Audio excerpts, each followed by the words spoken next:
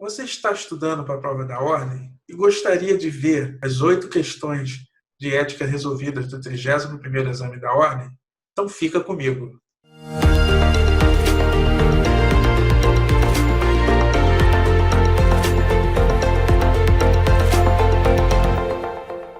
Fala pessoal, Sérgio Mota aqui. Hoje nós teremos as 8 questões de ética resolvidas do 31º exame da ordem. Ok? São questões importantes que no cômputo da sua prova fazem a diferença. E verificar a correção e como a banca explora esses assuntos é importante na sua técnica, no seu método de estudo, que certamente você está aplicando. Ok? Então, já vou fazer o convite, tá? Para você validar o nosso conteúdo e assim nos incentivar a continuar aqui resolvendo questões de exames anteriores da ordem, tá bom? Então, se você puder, já deixa o seu like, se inscreve no canal e ativa o sininho. Bons estudos!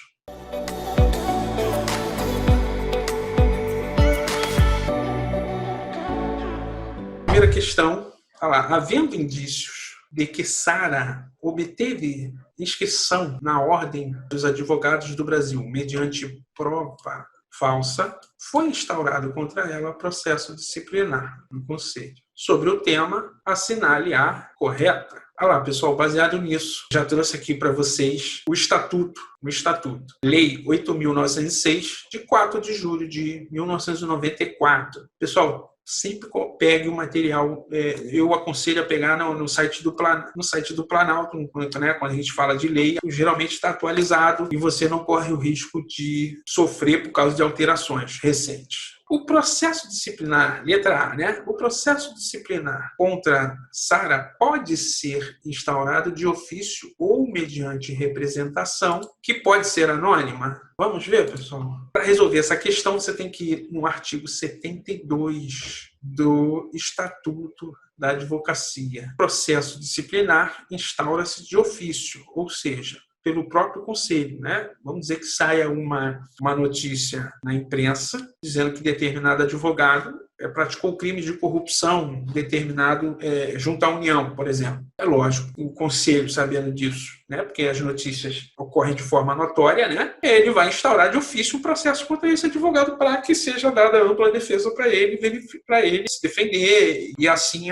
o conselho decidir ou não se vai aplicar a penalidade, né? Ou mediante representação de qualquer autoridade ou pessoa interessada. Veja, pessoal, em nenhum momento fala-se em denúncia anônima, tá? Que pode ser anônima. Ele fala a pessoa interessada, a autoridade interessada ou de ofício. Anônima não tem cabimento no estatuto, tá bom? Tá aqui o erro da questão. B. Em caso de revelia, olha lá, então ele está falando de revelia de Sara. O processo disciplinar seguirá independentemente de designação do defensor dativo.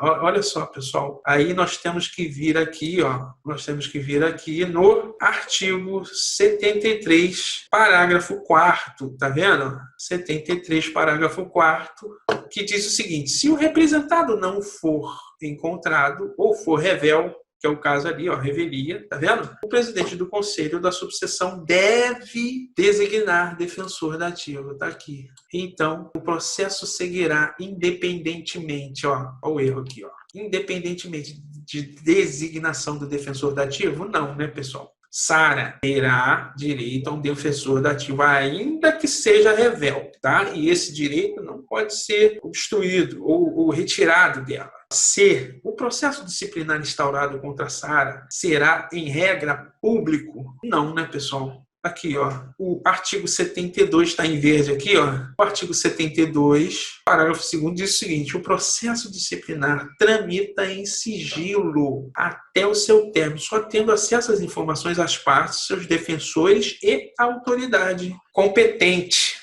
Tá bom? Então, com base no artigo 72, parágrafo 2º, a regra é que o processo disciplinar seja sigiloso. sigiloso, tá? Olha lá, o recurso contra eventual decisão, aqui ele já entrou na parte de recurso, tá? Então a questão trata, pessoal, de processo disciplinar no âmbito do Estatuto da Ordem. A resposta está na parte de recursos. Olha lá, a gente já viu porque as outras estão incorretas, tá? Olha lá, o recurso contra eventual decisão que determine o cancelamento da inscrição de Sara não terá efeito suspensivo. Pessoal, corretíssimo. Olha aqui, ó, o que diz o artigo 77 aqui, ó. Todos os recursos, aqui, ó, recursos, tem efeito suspensivo. Então, qual é a regra? A regra é que todos os recursos tenham, no âmbito do processo disciplinar da ordem, tenham efeito suspensivo. Todos, exceto quando tratarem de eleições. Então, os recursos referentes a eleições, os recursos de suspensão preventiva decidida pelo Tribunal de Ética e Disciplina, né? Quando, por exemplo, um advogado cometeu alguma coisa muito grave que veio a público e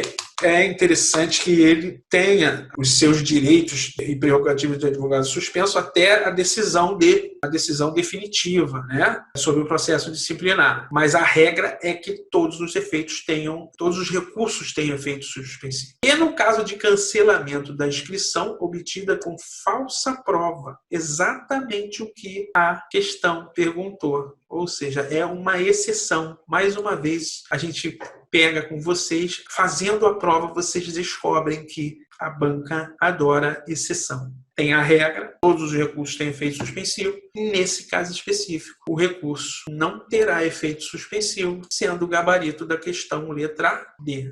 Tá, pessoal? Fica a dica, processo disciplinar é um assunto que vira e volta sempre na prova. Vamos para a questão 2. Questão 2 do 21º exame. Em certo município, os advogados André e Helena são os únicos especialistas em determinado assunto jurídico. Por isso, André foi convidado a participar de entrevista na imprensa escrita. Olha que beleza. Sobre repercussões de medidas tomadas pelo Poder Executivo local relacionadas à sua área de especialidade. Durante a entrevista, André convidou os leitores a litigarem. Olha lá, André convidou os leitores a litigarem em face da administração pública, conclamando-os a procurarem advogados especializados para ajuizarem desde logo as demandas que considerava tecnicamente cabíveis. Porém, quando indagado sobre os meios de contato do seu escritório para os leitores interessados, André disse que, por obrigação ética, não poderia divulgá-los por meio daquele veículo. Maravilha. Por sua vez, a advogada Helena, então nós temos dois advogados, André e Helena, né? E resignada com as mesmas medidas tomadas pelo Poder Executivo, procurou o programa de rádio, oferecendo-se para uma reportagem sobre o assunto. No programa, Helena manifestou sua forma técnica, educativa e geral, evitando o sensacionalismo. Considerando as situações acima narradas e o disposto no Código de Ética e Disciplina da Ordem, assinale a correta. Pessoal, sempre grifa o que ele quer, se ele quer correta ou incorreta, né? Cuidado. Vamos lá, pessoal. André e Helena agiram de forma ética. Não, André e Helena não agiram de forma ética. Não agiram de forma ética. Deixa eu botar até de vermelho para não dar problema. Não agiram de forma ética. Por quê? Vamos lá, a resolução número 02, que aprova o Código de Ética e Disciplina da Ordem. Isso aqui é batata, está sempre em prova, vocês têm que ler com calma. De preferência na semana anterior. Lógico, leia normal, né, no estudo, mas na semana anterior, se você tiver que ler alguma coisa, você vai ler o estatuto, você vai ler o Código de Ética e vai ler o regulamento. Olha lá, artigo 41, né? Olha lá, as colunas que o advogado mantiver nos meios de comunicação social, os textos, olha lá, não foi por escrito, que é na imprensa escrita, olha lá, e por meio deles divulgar, não deverão induzir o leitor a litigar, nem promover dessa forma a captação de clientela. Repare, pessoal, que ele não promoveu a captação de clientela porque ele se recusou a dar o telefone do escritório, né? Os dados para o pessoal entrar em contato. Entretanto, ele convidou os leitores a litigarem em face da administração pública. Ou seja, ele induziu o leitor a litigar. Então, ele infringiu o Código de Ética. Já em relação a Helena, olha lá, e resignada, ela se ofereceu para participar de reportagem. É vedado ao advogado insinuar-se para reportagens e declarações públicas. Então, ela também feriu o artigo 42, inciso 5 do Código de Ética e Disciplina da Ordem. Tá bom? Então, os dois agiram de forma antiética. Olha lá, nenhum dos dois advogados agiu de forma ética, tendo ambos inobservado as normas previstas no Código de Ética e Disciplina da Ordem. Pessoal, corretíssimo, né? Aqui, ó, gabarito, letra B, baseado no que eu falei e um fundamento legal que acabamos de mostrar. Vamos ver porque as outras estão erradas? Olha lá. Apenas André agiu de forma ética? Não. André e Helena agiram de forma antiética. Apenas Helena agiu de forma... Não, está aqui o erro. Ora, ele disse que um agiu de forma ética, ora, ele disse que os dois agiram de forma ética. Na verdade, nenhum dos dois agiu de forma ética. Tá bom? Vamos lá. Terceira questão, sem mais delongas. Terceira questão. O advogado Fernando foi contratado por Flávio para defendê-lo extrajudicialmente. Grave, extrajudicialmente. Tendo em vista a pendência de inquérito civil em face do cliente. O contrato celebrado por ambos foi assinado em 10/3/2015. Não prevista data de vencimento. Em 10/3/2017, foi concluída a atuação de Fernando, tendo sido homologado o arquivamento do inquérito civil junto ao Conselho Superior do Ministério Público. Em 10/3/2018, Fernando notificou extrajudicialmente Flávio, pois este ainda não havia adimplido os valores contratuais acordados. A ação de cobrança de honorários a ser proposta por Fernando prescreve, hein? Pessoal, a questão trata de prescrição, né, de ação de cobrança que está prevista no artigo 25 do Estatuto de Advocacia. Prescreve em 5 anos, aqui, ó, tá na mão aqui já pra gente, ó, prescreve em 5 anos a ação de cobrança de honorários de advogado contado, começando a computar o prazo de vencimento do contrato. Ele falou que não estava prevista a data de vencimento. Se houver, então, como não há, tem que ser outra data, né? Do trânsito em julgado da decisão que os fixar, né, na questão não nos diz que não quer saber e não informou a data do trânsito em julgado da ação. Ele, na verdade, ele quer saber o prazo, começa a contar de quando, olha lá, que prescreve o direito de ação do advogado, né? Da ultimação do serviço extrajudicial, né, pessoal? Olha lá. É a informação que a questão te dá lá. Foi concluída a atuação em 10/3/2017, foi concluída a atuação do advogado Fernando no âmbito extrajudicial, olha lá, tendo sido homologado o arquivamento do inquérito civil, junto ao Conselho Superior do Ministério Público, tá bom? Então, nesse caso, a gente tem que, artigo 25, inciso 13, gabarito é letra B. Começa a contar da data da ultimação do serviço extrajudicial. Foi concluída a atuação de Fernando. Com base nisso, vamos para a próxima questão. As outras não seria 3 anos nunca, né?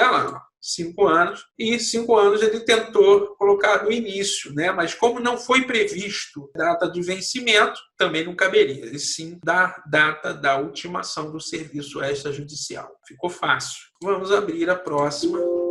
Quarta questão. São 8 questões, tá, pessoal, caíram de ética do 31º exame, tá? Para você ver que esse tipo de questão você não pode errar. Vocês têm que se debruçar sobre o Código de Ética, o Estatuto e o Regulamento, tá bom? Olha lá, pessoal, os sócios Antônio, Daniel e Marcos constituíram sociedade Antônio, Daniel e Marcos Advogados Associados, com sede em São Paulo e filial em Brasília. Após desentendimentos entre eles, Antônio constitui sociedade unipessoal de advocacia com sede no Rio de Janeiro. Após desentendimentos, né? Pode haver desentendimento? Pode. O que mais há, né? Porque a sociedade é um casamento. Cuidado. Marcos, por sua vez, retira-se da sociedade Antônio, Daniel e Marcos associados. Então, Marcos se retirou. Sobre a situação apresentada, assinale a correta. Então, ele quer a correta, pessoal.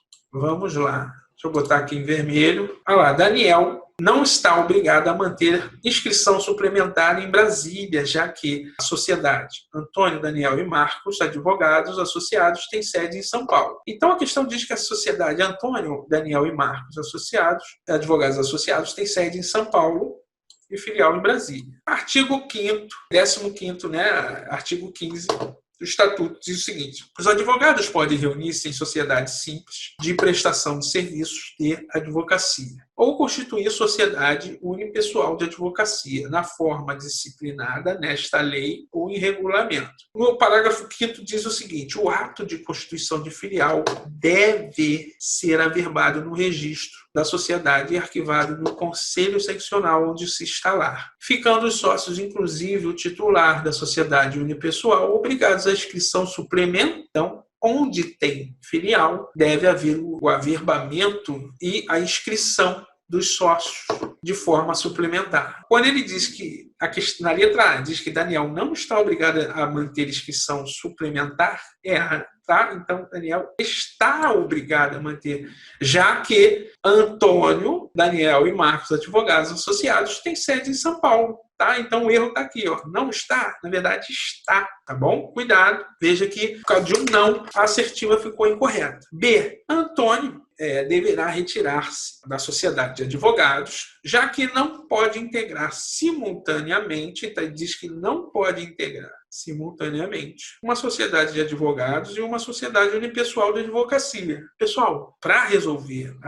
a letra B, nós temos que ler o parágrafo 4º do artigo 15 do Estatuto, né? Olha lá. Nenhum advogado pode integrar mais de uma sociedade de advogados, constituir mais de uma sociedade unipessoal ou integrar simultaneamente uma sociedade de advogados e uma sociedade unipessoal de advocacia ou filial na mesma área territorial do respectivo conselho seccional. Então, pessoal, na mesma área territorial do respectivo conselho seccional, é proibido ao advogado integrar mais de uma sociedade de advogados, constituir mais de uma sociedade unipessoal de advocacia ou integrar simultaneamente uma e outra na mesma área territorial do respectivo conselho seccional. Então, essa é a leitura que você tem que fazer. A questão foi maliciosa, já que disse que Antônio se desentendeu. A sociedade tem sede em São Paulo. Ele se desentendeu, abriu uma sociedade unipessoal de advocacia com sede no Rio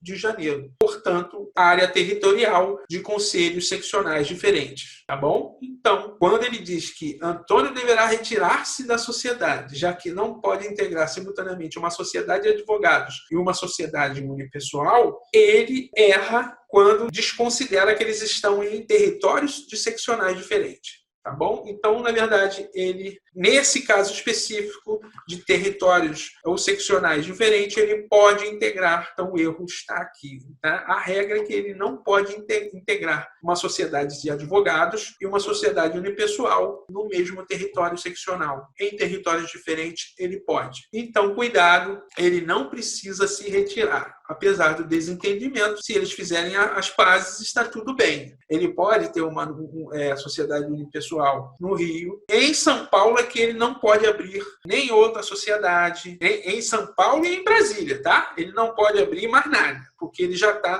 faz parte dessa sociedade de Antônio, Daniel e Marcos, tá? No Rio de Janeiro, não tem problema nenhum. Questão muito boa, provavelmente pegou muita gente. C, pessoal, mesmo após Marcos se retirar da sociedade, Antônio, Daniel e Marcos associados, permanece um impedimento para que ele e Antônio representem em juízo clientes com interesses opostos. Ele diz que Marcos saiu da sociedade, né? Olha lá, Marcos, por sua vez, retira-se de forma oficial, né, da sociedade. Vamos ler o que diz aqui o parágrafo 6º do artigo 15 do Estatuto. Os advogados sócios de uma mesma sociedade profissional não podem representar em juízo clientes com interesses opostos. Advogados sócios de uma sociedade, de uma mesma sociedade profissional, não podem representar em juízo clientes de interesses opostos. Aqui, ó, o erro da questão é o seguinte: ó, mesmo após Marcos retirar-se da sociedade, permanece. Pessoal, não permanece, tá? O impedimento. O impedimento permanece se ele não tivesse se retirado. A partir do momento que ele se retirou, não tem problema nenhum ele representar em juízo, ou seja, a sociedade, né, de Antônio representar um cliente e ele representar a parte oposta sem problema nenhum. Então o erro está aqui, não permanece. D. Caso Antônio se retire da Antônio, Daniel e Marco Advogados Associados, a sociedade deverá passar a ser denominada Daniel Sociedade Individual de Advocacia. No contexto, pessoal, olha lá, a gente sabe que Antônio constitui a sociedade, mas não se retirou. Então ele diz que caso Antônio se retire e fique só lá no Rio de Janeiro, beleza. Marcos, por sua vez, se retirou. Pessoal, ficou só Daniel, concorda? Aí nós vamos aqui, ó, parágrafo 7º do artigo 15º do Estatuto. A sociedade unipessoal de advocacia pode resultar da concentração por um advogado das cotas de uma sociedade de advogados, independentemente das razões que motivaram tal concentração. Então, pessoal, o contrato, né, de constituição, que é o que diz aqui, ó, a sociedade de advogados e a sociedade unipessoal adquirem personalidade jurídica com o registro aprovado nos seus atos constitutivos. Então, o ato constitutivo de uma sociedade unipessoal ou de uma sociedade de advogados, o registro aprovado no conselho constitui ou faz nascer a personalidade jurídica. Logo, esses atos têm que sempre, tá, pessoal? Eles têm que relatar a verdade, né, atual da sociedade. Por quê? Porque esses atos são públicos, né? Qualquer pessoa interessada, né, desde que se identifique, pode ir e ter acesso aos atos, tanto atos constitutivos como atos que alteram, né, posteriores, alteram, né, a quantidade de sócios, a quantidade de cotas, tá bom? Esses atos têm que relatar a verdade. Sempre, tá, pessoal? E caso Antônio também se retire da sociedade, a sociedade deverá passar a ser denominada Daniel, Sociedade Individual de Advocacia. Tá bom? Sem problema nenhum. Isso está previsto, essa possibilidade, e é ético que a sociedade relate o seu quadro atual como verdade. Tá bom? Não pode, por exemplo, o seu sócio pedir para sair e você não providenciar essa alteração dos atos da sociedade arquivados no respectivo conselho. Gabarito letra D, pessoal. Vamos lá agora para a quinta questão. Um escritório de renome internacional considera expandir suas operações, iniciando atividade no Brasil. Preocupados em adaptar seus procedimentos internos para que reflitam códigos brasileiros de ética profissional. Seus dirigentes estrangeiros desejam entender melhor as normas a respeito da relação entre clientes e advogados no país. Sobre esse tema, é correto afirmar que advogados brasileiros, letra A, pessoal, podem, para adoção de medidas judiciais urgentes e inadiáveis, aceitar a procuração de quem já tenha patrono constituído sem prévio conhecimento deste. Pessoal, a regra é o seguinte: para que você aceite uma procuração de um cliente, a primeira coisa que você tem que perguntar para o cliente, né? Você já tem um patrono constituído? Ah, tenho, mas perdi o contato dele, me aborreci com ele e não quero mais contato com ele. Ah, então você vai ter que dizer para ele que você só vai aceitar a procuração se ele for previamente avisado, né? Sob pena de, né, você infringir o código de ética. Essa é a regra. Ah, Sérgio, tem exceção? Tem. Vamos ler lá o artigo 14. Olha lá. O advogado não deve aceitar procuração de quem já tenha patrono constituído, sem prévio conhecimento deste, salvo por motivo plenamente justificável e para adoção de medidas urgentes e inadiáveis. Então, para adoção de medidas urgentes e inadiáveis, por exemplo, está correndo um caso de prescrição, né? Está correndo o prazo de prescrição contra o seu cliente, esperar para avisar o antigo patrono poderia causar um prejuízo. Então, esse seria uma exceção. Exatamente o que diz aqui a letra A. Então, aqui está correto, tá, pessoal? É o gabarito da questão, letra A. Vamos ver porque as outras estão erradas, né? B. Deverão considerar sua própria opinião. Então, os advogados brasileiros deverão considerar sua própria opinião a respeito da culpa do acusado ao assumir a defesa criminal. Pessoal, não, né? Vamos ler o artigo 23 do Código de Ética lá. É direito e dever do advogado assumir a defesa criminal sem considerar sua própria opinião sobre a culpa do acusado. Parágrafo único. Não há causa criminal indigna de defesa, cumprindo ao advogado agir como defensor no sentido de que a todos seja concedido tratamento condizente com a dignidade da pessoa humana sob a égide de garantias constitucionais, tá bom? Então, não há causa criminal indigna, tá, pessoal? Então,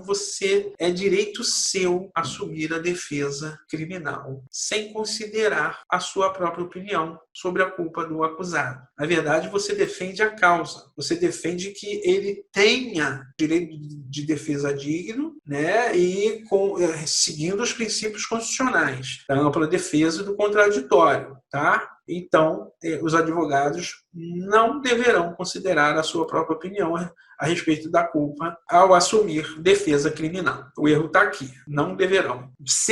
Podem funcionar mesmo no mesmo processo simultaneamente como patrono e preposto do seu cliente, desde que tenham conhecimento de atos. Pessoal, artigo 19 do Código, vai lá, os advogados integrantes da mesma sociedade ou reunidos em caráter permanente para a cooperação recíproca não podem representar em juízo ou fora dele clientes com interesses opostos. Pessoal, não podem, tá? Então, aqui não podem funcionar no mesmo processo simultaneamente como patrono e preposto, desde que tenham conhecimento dos fatos. Ter ou não conhecimento dos fatos não influi, tá bom? Não podem funcionar no mesmo processo, tá? Já que estão reunidos em caráter permanente para a cooperação recíproca ou são integrantes da mesma sociedade profissional. D. Podem representar em juízo clientes com interesses opostos se não integrarem a mesma sociedade profissional, mas estiverem reunidos, é o que diz aqui, né, pessoal? Artigo 19 de novo. Ainda que reunidos em caráter permanente de cooperação recíproca, não podem representar em juízo clientes de interesses opostos. Então, aqui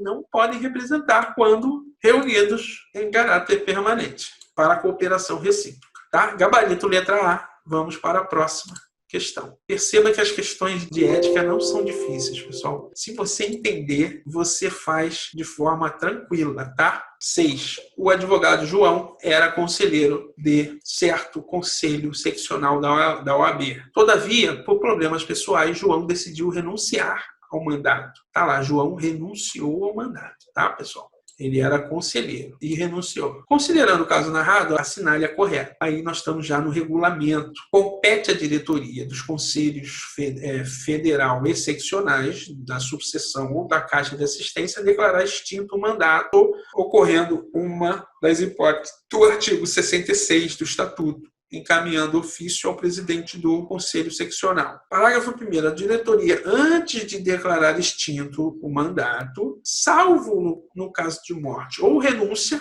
houve o interessado no prazo de 15 dias. Né? Então, vamos dizer que o interessado estava faltando, né, as reuniões regulamentares, né, ou foi caracterizado de dissídia. Aí, por exemplo, né, aí a diretoria, antes de declarar extinto o mandato, houve o interessado no prazo de 15 dias, notificando mediante ofício com aviso de recebimento, né? Pelo correio, com aviso de recebimento. Uma prova de que ele recebeu o documento. Entretanto, nos casos de morte, que a gente não vai ouvir morto, nem de renúncia, não precisa ouvir quem renunciou. Se alguém renunciou é porque não quer mais participar como conselheiro. Baseado nisso, foi feita a questão. Vamos lá agora para as assertivas. Olha lá. A. Compete ao plenário do Conselho Seccional respectivo declarar extinto o mandato, sendo exigido que previamente ouça João no prazo de 10 dias. Pessoal, o prazo não é de 10 dias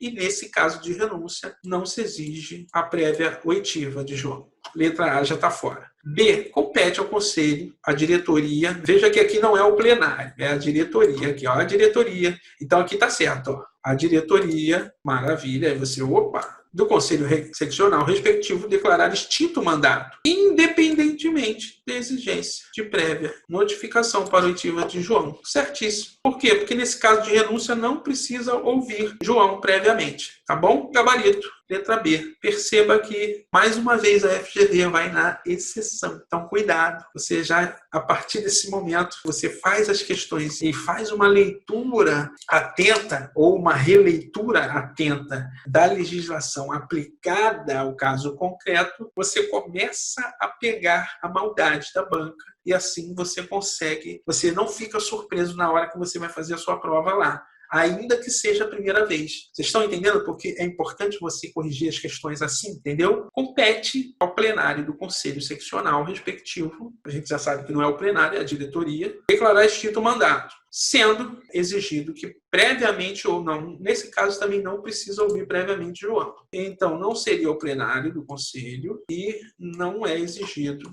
a prévia oitiva de João. Compete à segunda Câmara? Não é a segunda Câmara, é a diretoria. Independentemente, sim, aqui está correto, independentemente de exigência de prévia. Então veja que, ora ele erra o órgão, ora ele dá a justificativa da prévia oitiva, deixando as outras assertivas incorretas. Nessa questão, ele queria saber se você saberia o órgão a quem cabe declarar extinto o mandato e se precisaria ou não de prévia oitiva do respectivo conselheiro que renunciou. Gabarito, letra B. Pessoal, questão 7. Vamos lá. A sociedade Antônio, Breno e Caio e Diego, advogados associados à integrada exclusivamente pelos sócios Antônio, Breno, Caio e Diego. Todos advogados regularmente inscritos na ordem. Todos regularmente inscritos. Maravilha. Em determinado momento, Antônio vem a falecer.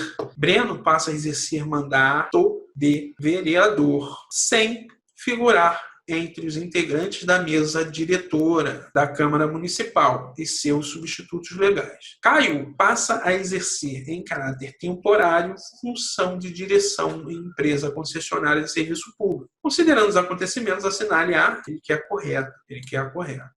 O nome de Antônio poderá permanecer na razão social da sociedade após o seu falecimento, ainda que tal possibilidade não esteja prevista em seu ato constitutivo. Vamos lá, pessoal, artigo 16 do Estatuto, parágrafo 1º. A razão social deve ter obrigatoriamente o nome de pelo menos um advogado responsável pela sociedade, podendo permanecer o do sócio falecido, desde que tal possibilidade esteja no ato constitutivo. Tá bom, pessoal? Então, aqui, quando ele falou ainda que tal possibilidade não esteja, tornou o assertivo incorreta. Tá bom? Na verdade, poderá permanecer, já que Antônio faleceu? Sim, desde que no ato constitutivo ou em alguma alteração ele tenha adimplido com essa possibilidade. Pessoal, letra B. Breno deverá licenciar-se durante o período em que exercer o mandato de vereador, devendo essa formação ser averbada no registro da sociedade. Vamos ver, pessoal, olha lá. O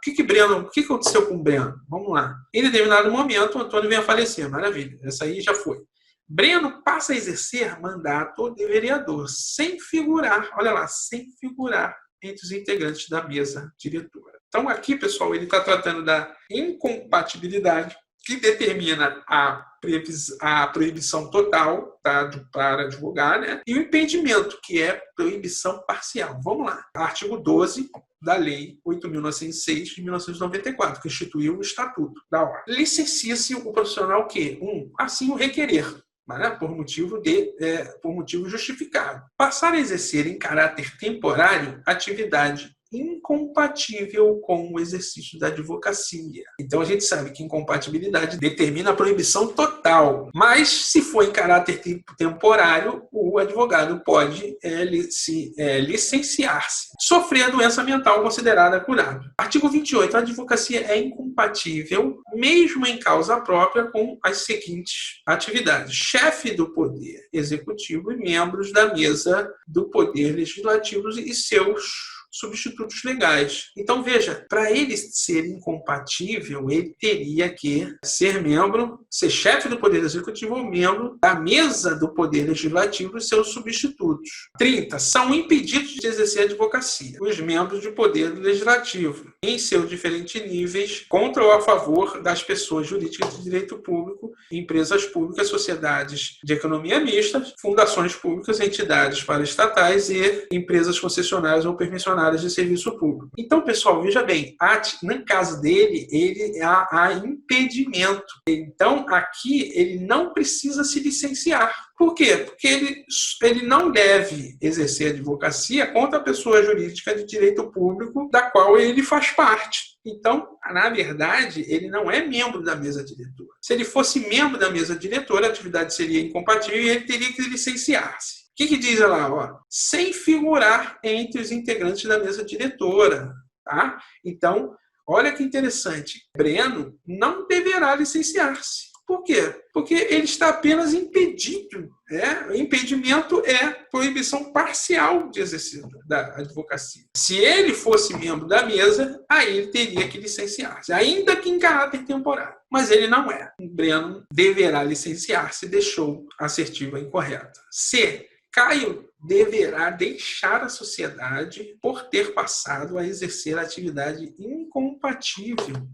Incompatível com a advocacia. Vamos ver, pessoal, vamos ver. Olha lá. O que aconteceu com o Caio? Caio passa a exercer em caráter temporário função de direção em empresa concessionária de serviço público. Olha aqui, pessoal, caráter temporário. Então vamos ver lá, artigo 28, a advocacia é incompatível mesmo em causa própria com as seguintes atividades. Inciso 3, ocupante de cargos de funções de direção em órgãos da administração pública direta e indireta, suas fundações e empresas controladas ou concessionárias de serviço público. É o caso de Caio, né? Entretanto, nós temos que ver o seguinte, olha lá, no artigo 12 de novo, o profissional que passar a exercer em caráter atividade incompatível com o exercício, olha lá, em caráter temporário. Então, veja que ele diz o seguinte, ó, Caio passa a exercer em caráter temporário, ele pode licenciar-se.